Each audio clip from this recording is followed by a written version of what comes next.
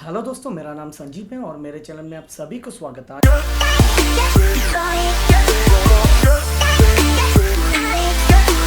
जिस टॉपिक के ऊपर मैं वीडियो लेकर आया हूँ वो बहुत इंटरेस्टिंग है। एक्चुअली मेरे एक सब्सक्राइबर हमको कुछ क्वेश्चन पूछा, उसको ऊपर डिस्कशन करने के लिए, वीडियो बनाने के लिए बोला। हमको बोला गया है 11 के बी, 33 के बी, 66 के बी, 132 के बी, 220 के बी, एमबी क्या है, वोल्ट क्या है, एम्पियर क्या है, इसको वीडियो बनाने के लिए बोला गया है। एक्चुअली मैं फर्स्ट जो क्वेश्चन के आंसर देने वाला हूँ वो वोल्ट के ऊपर है। वोल्टेज क्या है? एक्चुअली ये जो है ये एक फंडामेंटल कॉन्सेप्ट है। फिजिक्स और इलेक्ट्रिकल इंजीनियरिंग में एक फंडामेंटल क्वेश्चन है और एक कॉन्सेप्ट भी आप बोल सकते हैं। ठीक है, इसको अब एक्चुअली इलेक्ट्रिकल प्रेशर आप बोल सकते हैं। प्रेशर के कारण जो सब कुछ होता है ना, ये आपको इलेक्ट्रिकल इंजीनियरिंग और फिजिक्स में आपकी इलेक्ट्रिकल प्रेशर और पुश और फोर्स ऐसे भी बोल सकते हैं कोई भी इलेक्ट्रिकल सर्किट में। एक्चुअली सिंपल टर्म्स में हम इसको बताएंगे तो voltage can be thought as a push और force that can be electrical charge to move an electrical circuit. Actually इसके कारण सर्किट में इलेक्ट्रिकल जो करंट होता है और फ्लो ऑफ इलेक्ट्रॉन जो होता है इलेक्ट्रिकल वोल्टेज के कारण ही होता है। सोच लीजिए एक कंटेनर है, दो कंटेनर में बीच में एक कॉमन पाइप लगा हुआ है। ठीक है, और उसमें जो कंटेनर में जो वाटर है, वाटर कुछ रखा है, वाटर लेवल का कुछ वेरिएशन है। सोच लीजिए किसी में ऐसा वाटर लेवल है और किसी में ऐसा वाटर लेवल है। आप सोच लीजिए ये इस पोजीशन में क्या होगा। इस पोजीशन में इधर से पानी ज़्यादा प्रेशर होगा तो कैसे क्या होगा, उसमें प्रेशर के ज़्यादा प्रेशर होने के कारण इधर से पानी इस जो कंटेनर है वो पाइप से चला जाएगा। यही जो प्रेशर का जो डिफरेंस है ये आप इलेक्ट्रिकल प्रेशर बोल सकते हैं। और जो पानी का जो फ्लो है आप इसको एम्पियर और करंट जो भी आप बोलना चाहते हैं आप बोल सकते हैं। तो वोल्टेज को हम क्या बोल सकते हैं? एक्चुअली इसका जो यूनिट्स हैं वोल्ट्स हैं। 1 volt is defined as the electrical potential difference across a conductor when a current of 1 ampere dissipates 1 hits of power. सोच लीजिए कोई भी कंडक्टर के अंदर ये 1 एम्पियर करंट फ्लो कर रहा है, उस समय ये 1 वाट डिसिपेट होगा तो उसका जो पोटेंशियल डिफरेंस होगा वो 1 वोल्ट होगा। ठीक है, आपको पता चल गया ये वोल्टेज क्या है। वोल्टेज भी इलेक्ट्रिकल प्रेशर है। ये प्रेशर नहीं रहेगा तो कोई काम भी की चीज़ भी नहीं होगा। ठीक है, तो सोच लीजिए कोई भी सर्किट में वोल्टेज है। वोल्टेज मतलब आप सोच लीजिए घर में कुछ जो अप्लायंसेस हैं उसके साथ आप एक लोड कनेक्ट किया। जब ये लोड कनेक्ट हो इसके साथ आप ये जो लोड है वो उसको बंद करके रखिए। ठीक है, बंद करके रखने के मतलब क्या है, आपका सर्किट में वोल्टेज है। ठीक है, मगर आपका लोड जो बंद कंडीशन में है, शटडाउन कंडीशन में, इसीलिए इसके अंदर कोई भी करंट फ्लो नहीं हो रहा है। आपको मैंने प्रीवियसली बताया क्या, दोनों कंटेनर में वाटर लेवल का जो डिफरेंस होगा उस टाइम अपर जो लेवल है उससे उसके माध्यम से लोअर जो उसका कम जो कंटेनर में जो पानी है उसमें जाएगा। जब दोनों लेवल सेम हो जाएगा उसमें कोई भी फ्लो नहीं होगा। ऐसे ये करंट भी है। तो आप सोच लीजिए आपको जो मैंने बताया वो जो सर्किट में आप वो जो कोई भी लोड आप कनेक्ट कर दीजिए, उसको बंद करके रखेंगे तो उसमें कोई भी करंट नहीं फ्लो होगा। कोई भी करंट नहीं फ्लो होगा, उसमें कोई भी कंजम्पशन नहीं होगा। तो क्या होगा, वोल्टेज है उसमें मगर करंट फ्लो नहीं हो रहा है। आपको ये समझ में आ गया वोल्टेज क्या है? यही वोल्टेज है, इसका जो यूनिट है वोल्ट है। और करंट क्या है मैंने बता दिया। ये जो flow of electron, current means ampere, और मैंने एम्पियर करंट किसको बोला जाता है, करंट मीन्स एम्पियर। करंट का जो यूनिट है एम्पियर है और एम्प्स भी आप लिख सकते हैं, उसको ए से डिनोट कर सकते हैं आप लोग। तो एम्पियर क्या है? एम्पियर इज द, मैंने बता दिया आपको, ये जो पानी का तरह ये जो फ्लो ऑफ जो पानी हो रहा है ना, इसको ही आप करंट की तरह सोच लीजिए। It means flow of electron. ठीक है, flow of electron means current. इसको हम क्या बोल सकते हैं, इसको हम ऐसे ही बोल सकते थे, amount of electrical charge passing through a point in A circuit per unit time. Unit time में ये कितने चार्ज कोई भी पॉइंट से ये जा सकते हैं, इसको ही हम बोल सकते हैं करंट और एम्पियर हम बोल सकते हैं। इसका ये जो चार्ज है, चार्ज को हम ऐसा यूनिट में कूलम बोला जाता है, ठीक है।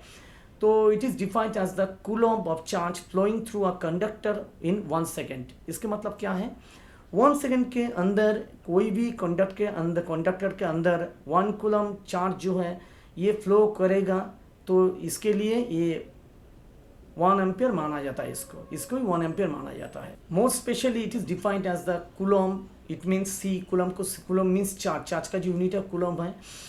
1 coulomb of charge flowing through a conductor in 1 second. A coulomb is equivalent to 6.242 into 10 to the power 18 elementary charge है, ठीक है। हम कहाँ से ये वोल्टेज हमको मिलता है, कोई भी बैटरी से हमको ये वोल्टेज मिलता है, कोई भी जनरेटर से हमको वोल्टेज मिलता है। मेनली बैटरी से डीसी वोल्टेज हमको मिलता है और जनरेटर से नॉर्मली एसी वोल्टेज मिलता है। और करंट जो है उसका जो यूनिट है वो एम से हम बोल सकते हैं। तो ये जो अभी मैं डिस्कस कर रहा हूँ, तो ये सब कुछ मैं एक वर्ड और पीडीएफ फॉर्मेट में मेरे डिस्क्रिप्शन बॉक्स में दे देंगे। तो अभी ये वीडियो ख़त्म नहीं हुआ है, और भी बाकी है, वो आपको टोटली समझा देंगे। उसके बाद हमको ये तो गया एम्पियर क्या है, ampere means flow of electron, ऐसे ही है, वो जो वाटर लेवल का जो फ्लो है वैसा ही, अब ऐसे ही समझ लीजिए, ठीक है। तो हमको और एक चीज़ आपको अभी दिखाना है, एज पर ओहम्स लॉ हम ये बोल सकते हैं voltage equals to I R, ठीक है। इसके मतलब क्या है, इसके मतलब I equals to V by R, where V is the voltage और R इज द रेजिस्टेंस, ठीक है। ये ओम्स लॉ के वाइज ये रिलेशन है। ये वोल्टेज तो अपने आपको मिल ही गए, ये पोटेंशियल डिफरेंस है और इलेक्ट्रिकल प्रेशर है। ये रेजिस्टेंस जो है ये एक प्रॉपर्टी है, और ये जो रेजिस्टेंस है ये इलेक्ट्रिकल प्रॉपर्टी है। कोई भी कंडक्टर और मटेरियल के अंदर जब इलेक्ट्रॉन फ्लो होगा, इट मीन्स करंट फ्लो होगा, ये जो इलेक्ट्रिकल प्रॉपर्टी रेजिस्टेंस होगा ना, ये मटेरियल का होता है। ये मटेरियल के अंदर ये मटेरियल का जो रेजिस्टेंस होगा ना, ये रेजिस्टेंस क्या करेगा, वो जो फ्लो ऑफ इलेक्ट्रॉन और एम्पियर जो होगा उसको ये कंडक्टर के अंदर जाने से इसको प्रिवेंट करेंगे, रोक देंगे, जाने नहीं देंगे। एक्चुअली ये एक प्रॉपर्टी, इसीलिए ये क्या करेंगे, इसको रोक देंगे जाने के लिए, ठीक है। तो हमको दूसरा जो क्वेश्चन है ये वोल्टेज के ऊपर है, वोल्टेज का ऊपर है। ये वोल्टेज और एम्पियर मैंने शॉर्टली डिस्क्राइब कर दिया। उसके बाद सब्सक्राइबर ने पूछा 11 KB, 33 KB, 66 KB, 132 KB, 220 KB, इसके ऊपर हम अभी शुरू करने जा रहा है। पहले जो मैंने डिस्कस किया वोल्टेज और एम्पियर के ऊपर मैंने बोल दिया। अभी वोल्टेज के जो क्लासिफिकेशन हमको पूछा गया उसके ऊपर हम अभी आपको डिस्क्राइब करेंगे। As per electricity rules, Indian electricity rules 1936 vide rule 2AV, voltage को 4 कैटेगरी में हम डिवाइड कर सकते हैं। एक low voltage, second medium voltage, third high voltage और fourth extra high voltage. Low voltage को आप LT और LV बोल सकते हैं, लो टेंशन और लो वोल्टेज। मीडियम वोल्टेज और MV बोल सकते हैं, और हाई वोल्टेज को आप हाई टेंशन और HV वोल्टेज और हाई वोल्टेज बोल सकते हैं, और एक्स्ट्रा हाई वोल्टेज को आप EHT एक्स्ट्रा हाई टेंशन और EHV मतलब एक्स्ट्रा हाई वोल्टेज आप बोल सकते हैं। Low voltage up to 250 volt जो डोमेस्टिक सप्लाई होता है, आप उसको लो वोल्टेज के अंदर रख सकते हैं। अप टू 250 वोल्टेज इसको लो वोल्टेज बोला जाता है। उसके बाद हम आते हैं medium voltage. Medium voltage 250 to 650 volt के अंदर ये वोल्टेज आते हैं मीडियम वोल्टेज के अंदर, और ये हाई वोल्टेज जो है 650 वोल्टेज से 33 kV voltage, it means 650 volt to 33,000 voltage जो है, इसको हम हाई टेंशन और हाई वोल्टेज के अंदर हम इसको रख सकते हैं। उसके बाद एक्स्ट्रा हाई वोल्टेज और एक्स्ट्रा हाई टेंशन और EHT जो वोल्टेज होता है वो 33 kV के ऊपर ये हम बोल सकते हैं। ये जो क्लासिफिकेशन हमने बताया ये as per Indian electricity rules 1956, ठीक है, इसके माध्यम से ये हुआ है। मगर as per central electricity authority 2000 regulation 2010 के मुताबिक ये जो रूल्स मैंने आपको बताया इंडियन इलेक्ट्रिसिटी रूल्स, इसको जो है ये इसको कैंसिल किया गया है। सेंट्रल इलेक्ट्रिसिटी अथॉरिटी CEA के द्वारा ये कैंसिल हो गया है। तो जो भी हो, ये नेशनल मैंने बताया इंडिया के अंदर जो है वो मैंने बताया। ये तो था नेशनल का। इंटरनेशनल का पूरा PDF फॉर्मेट और वर्ड फॉर्मेट में मेरा जो डिस्क्रिप्शन बॉक्स है उसमें अवेलेबल होगा। तो ये तो गया इंटरनेशनल और नेशनल का जो वोल्टेज रेंज वो मैंने आपको दिखाया।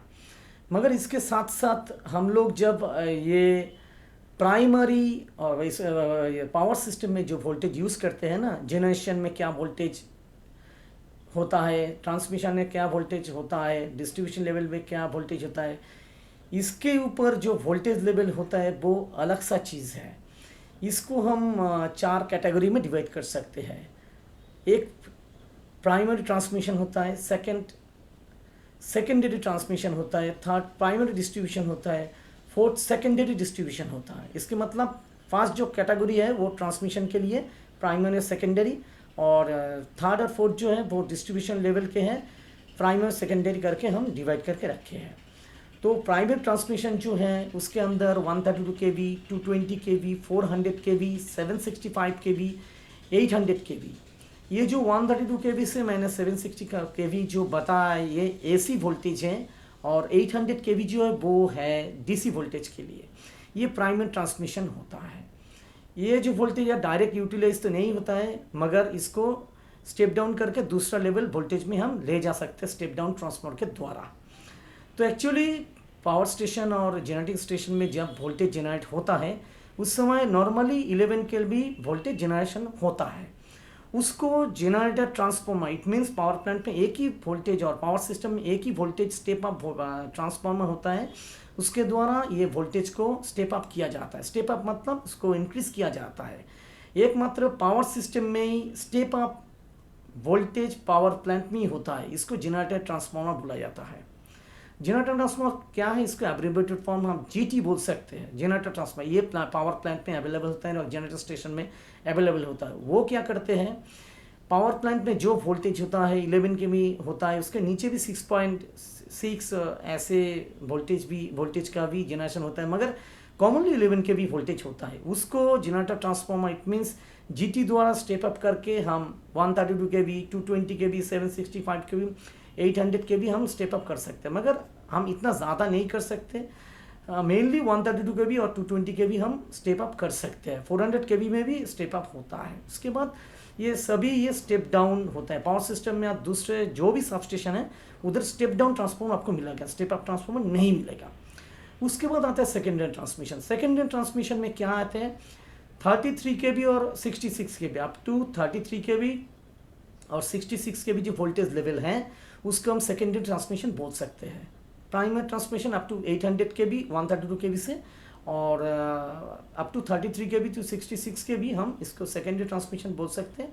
और प्राइमरी जो डिस्ट्रीब्यूशन वोल्टेज होता है उसका जो लिमिट है वो 11 kV। 11 kV जो वोल्टेज है ये बल्क कंज्यूमर, जस्ट लाइक आप सोच सकते हैं राइस मिल जो होता है, कोल्ड स्टोरेज होता है, बड़ा बड़ा कंपनी जो होता है वो डायरेक्टली ये 11 kV सप्लाई लेते हैं, ठीक है। ये बल्क कंज्यूमर होता है। और सेकेंडरी डिस्ट्रीब्यूशन क्या है, secondary distribution only 415 voltage. It means हमारा घर में जो सप्लाई वोल्टेज आते हैं वो ओनली 230 वोल्टेज और 220 आप जो भी बोल सकते हैं। ये सिंगल फेस 4 आवर सप्लाई में ये वोल्टेज मिलता है, मगर सिंगल फेस 3 आवर सप्लाई जब आते हैं, 3 आवर से single phase 3 wire 3 phase system जब आता है उस टाइम ये 415 वोल्ट हमको मिलता है। इट मीन्स ये 415 वोल्ट हमारा घर में आते हैं, मगर न्यूट्रल के साथ एक फेस लगा देंगे तो इसमें 230 वोल्टेज हमको मिलेगा। ऐसे हम 415 वोल्टेज से 230 वोल्टेज हमको मिलता है। ये वोल्टेज का जो classification as per generation transmission distribution level ये था टोटल डिस्क्रिप्शन ये मैंने आपको बोल दिया। तो वोल्टेज कैटेगरी आप कैसे बोलेंगे, अभी रेंज के टाइप से आप बोल सकते हैं और जनरेशन ट्रांसमिशन डिस्ट्रीब्यूशन के टाइप से भी आप बोल सकते हैं। उसके बाद हम आते हैं, हमको और भी पूछा गया है एमबीए क्या है, एमबीए क्या है। तो एक्चुअली एमबीए मतलब एम मतलब मेगा, मेगा मतलब 10⁶, ठीक है। इसके मतलब ये जो आप एमबीए को ये जो हम बोल रहे हैं ना, ये वोल्ट एम्पियर। वोल्ट एम्पियर क्या है, वोल्ट और एम्पियर, इसके मतलब वोल्ट और एम्पियर का जो मल्टीप्लिकेशन है वोल्ट इनटू एम्पियर, इसको ही वोल्ट एम्पियर हम बोल सकते हैं। इसको जो बिगर यूनिट है मेगा वोल्ट एम्पियर, और एमबीए इसको आप केवीए भी बोल सकते हैं, केवीए। इसके मतलब के मतलब 10⁻³ और स्मॉलर जो यूनिट है वो वोल्ट एम्पियर हम बोल सकते हैं। इसके बाद आते हैं इसको हम एक्सप्रेस कैसे कर सकते हैं। एक्चुअली हम लोग पावर सिस्टम में जब जाएंगे, पावर ट्रायंगल एक टर्म होता है, ठीक है। तो उसको अभी मैं समझाएंगे, तो उसके लिए हमको कंप्यूटर स्क्रीन में जाना पड़ेगा। तो जाने से पहले और कुछ आपको बोलना है। ये जो वोल्ट एम्पियर आपने पूछा हमको, पावर सर्किट पावर, ये टोटल पावर सिस्टम में तीनों टाइप पावर होता है। एक एक्टिव पावर, इसको ट्रू पावर भी बोला जाता है, और रियल पावर भी बोला जाता है। इसको W से एक्सप्रेस किया जाता है और P से भी आप एक्सप्रेस किया कर सकते हैं, ठीक है। मेनली इसका जो यूनिट है एक्टिव पावर और रियल पावर और ट्रू पावर, इसके यूनिट है वाट। आप किलोवाट ले सकते हैं, इसको लिख सकते हैं, इसको मेगावाट लिख सकते हैं, इसको आप गीगावाट लिख सकते हैं। इसके मतलब आप W लिख सकते हैं, इसके मतलब MWA, इसके मतलब MW लिख सकते हैं मेगावाट। उसके बाद आप GW मीन्स गीगावाट भी लिख सकते हैं। और सेकेंडली जो होता है reactive power, reactive power means volt ampere reactive, ठीक है। इसका जो इसको आप वोल्ट एम्पियर रिएक्टिव इसको आप बोल सकते हैं, ठीक है। जो तीसरा जो है ये वोल्ट एम्पियर है। आपने यही इसको ही पूछा, वोल्ट एम्पियर। वोल्ट एम्पियर हम अब इसको अपरेंट पावर इसको बोल सकते हैं। तो चलिए अभी मैं कंप्यूटर स्क्रीन में जाते हैं और डिटेल्स आपको समझाते हैं ये वोल्ट एम्पियर पावर ट्रायंगल के साथ में कैसे जुड़ा है। तो वही आपको मैं अभी दिखाने वाला है। तो चलिए कंप्यूटर स्क्रीन में जाते हैं। आपको मैंने पहले ही बताया, ये जो आपने पूछा हमको वोल्ट एम्पियर क्या है, वो ही अब हमको दिखाना है। तो चलिए कंप्यूटर स्क्रीन में हम जाते हैं। ये जो वोल्ट एम्पियर आपने बोला, इसको हम पावर ट्रायंगल में कन्वर्ट करें तो कैसे करें। पावर सिस्टम में तीनों चीज़ होता है। पावर ट्रायंगल हम इसको एक्सप्रेस करें तो कैसे करें। 3 टाइप्स पावर होता है। ये एक्टिव पावर होता है,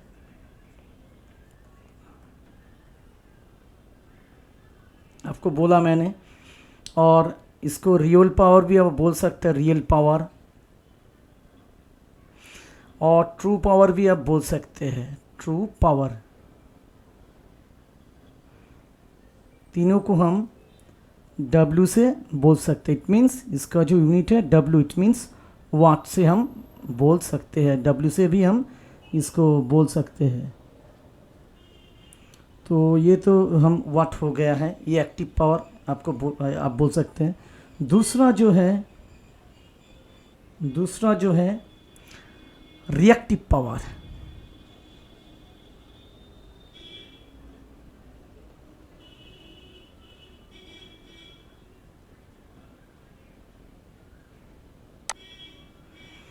इसको हम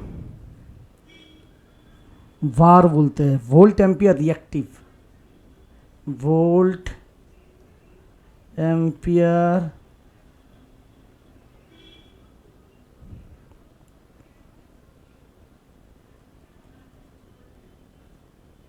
रिएक्टिव, वोल्ट एम्पियर रिएक्टिव। ये जो वाट मैंने पहले दिखा, इसको आप किलोवाट लिख सकते हैं, गीगावाट लिख सकते हैं। इसको भी आप केवीआर लिख सकते हैं, जीवीआर लिख सकते हैं। ये बिगर यूनिट है, गीगा और केवी। केवी मतलब किलो, के मतलब किलो मीन्स 10⁻³ इट मीन्स 1000, ठीक है। और गीगा मीन्स 10⁹ तो थर्ड जो है एपरेंट पावर, एपरेंट पावर, इसको हम वोल्ट एम्पियर से बोल सकते हैं। आपने इसको ही पूछा MVA और KVA, ऐसे ही पूछा हमको, MVA पूछा। तो ये जो है ये वोल्टेज और एम्पियर जो है इसका मल्टीप्लिकेशन फॉर्म है वोल्ट एम्पियर, ठीक है। इसको हम KVA बोल सकते हैं, GVA बोल सकते हैं, MVA भी बोल सकते हैं। इधर भी आप इसको MVAR बोल सकते हैं, MW बोल सकते हैं, ठीक है। किलो, गीगा, मेगा, ये तीनों होता है। तो अभी इसको पावर ट्रायंगल में इसको ले जाएंगे तो कैसे ले जाएंगे देखिए। तो चलिए पावर ट्रायंगल ड्रॉ करते हैं। पावर ट्रायंगल, तो अभी एक ट्रायंगल ड्रॉ करते हैं।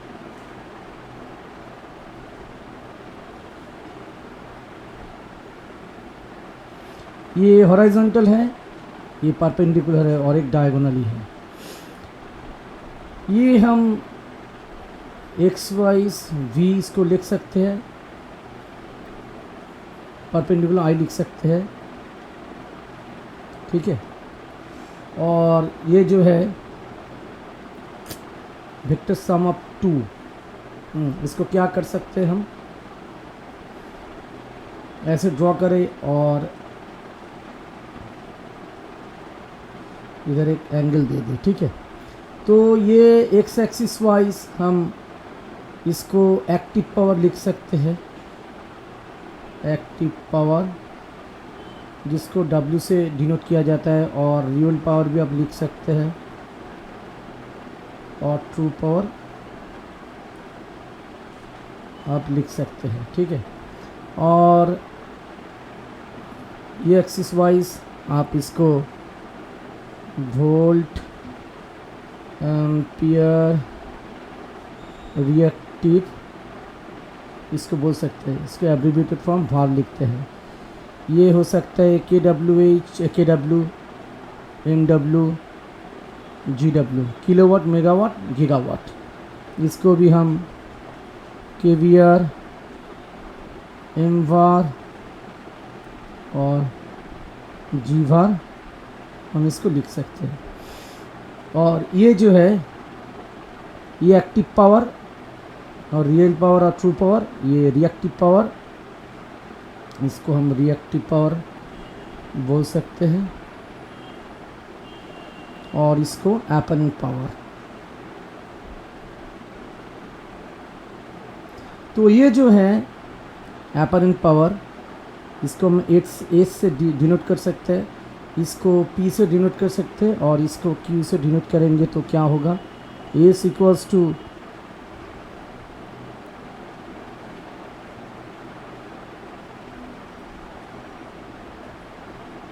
P square plus Q square. Vector sum of P plus Q is S, ठीक है। इसको हम ऐसे भी इसको लिख सकते हैं, VI cos phi square plus VI sin phi square, ठीक है। Power factors equals to cos phi। Power factors means cos of the angle between V and I, ठीक है, cos of the angle between V and I। Voltage और ampere के अंदर में जो angle होता है उसका cos of this angle is called power factors. Power factor बहुत ही इंपॉर्टेंट चीज़ है। तो इसको हम लिख सकते हैं active power bye apparent power, apparent power means क्या हुआ, kWh by kVA और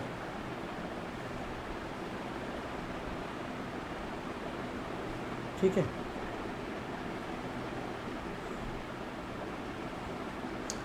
तो अभी बहुत कुछ मैंने शेयर कर दिया, ये पावर ट्रायंगल पे बहुत कुछ हम नॉलेज आपको दे दिया।